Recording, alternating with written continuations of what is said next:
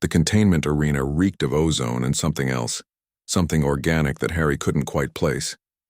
His boots scraped against the obsidian floor as he rolled his shoulders, feeling every bruise from the past 3 days of captivity. Across the vast circular chamber, thousands of Zarathi warriors stood in perfect formation, their chitinous armor gleaming under the violet lights of their warship. And above them all, seated upon a throne of living crystal, was Queen Akim. Harry had heard the stories. Every human in the outer colonies knew about the Zarathi queen, who had conquered 17 star systems in less than a decade. But the stories hadn't prepared him for the reality, for the way her 4 eyes tracked his every movement with an intelligence that was both alien and unnervingly familiar. The human refuses weapons. Akim's translator rendered her clicking speech into flat, emotionless words. Interesting. Harry flexed his fingers, ignoring the pain in his ribs. They'd offered him a plasma lance, an energy shield, even one of their ceremonial blades. He'd refused them all. If he was going to die here, and the odds certainly suggested he would, he'd do it on his own terms. The arena gate opposite him groaned open. What emerged made Harry's blood run cold. It was a Kreshtar, a bioengineered killing machine that the Zarathi used for executions. 8 feet of corded muscle, serrated talons, and a hide thick enough to deflect most small arms fire. Its multiple jaws opened in a screech that echoed through the chamber. The Zarathi warriors clicked their mandibles in what Harry had learned was their version of applause. They expected a show. They expected him to run, to scream, to die with the terror that so many others had shown. Harry planted his feet and waited. The Kreshtar charged, impossibly fast for something so large. Harry moved at the last possible second, his years of zero-G construction work giving him an instinct for timing and leverage that no amount of Zarathi genetic engineering could predict. He grabbed one of the creature's arms as it passed, using its own momentum to redirect it into the arena wall. The impact shook the chamber. Silence fell over the army. Even the constant clicking of mandibles ceased. Harry didn't wait for the creature to recover.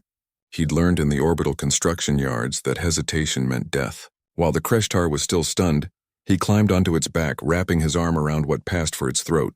It bucked and twisted, but Harry held on, his muscles screaming in protest. Impossible, he heard Akim say, her voice carrying even without the translator. Its hide is reinforced ceramic chitin composite, but Harry wasn't trying to pierce its hide. He was counting ribs, feeling for the weak point every living thing had, the spot where the nerve cluster met the spine. He'd found similar points in the massive ore-hauling beasts on Titan. Everything with a nervous system had a vulnerability. His fingers found the gap between 2 armored plates. He drove his fist into it with everything he had. The Kreshtar dropped like a stone. Harry stepped back, gasping, his knuckles bleeding. The creature twitched once, twice, then lay still. Not dead, he wasn't a killer by nature, but unconscious. Its combat systems temporarily overloaded. The silence in the arena was absolute. Harry turned to face Akim, meeting her 4-eyed gaze without flinching. Blood dripped from his hands onto the obsidian floor. He was exhausted, injured, and completely unarmed. But he was still standing. Akim rose from her throne, her towering form descending the steps with a fluid grace that seemed impossible for something so large. Her army parted before her like water.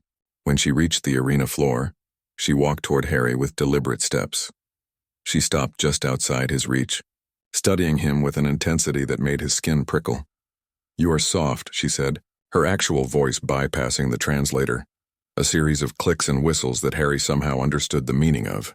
No armor, no weapons, no natural defenses. Your species should have been extinct millennia ago.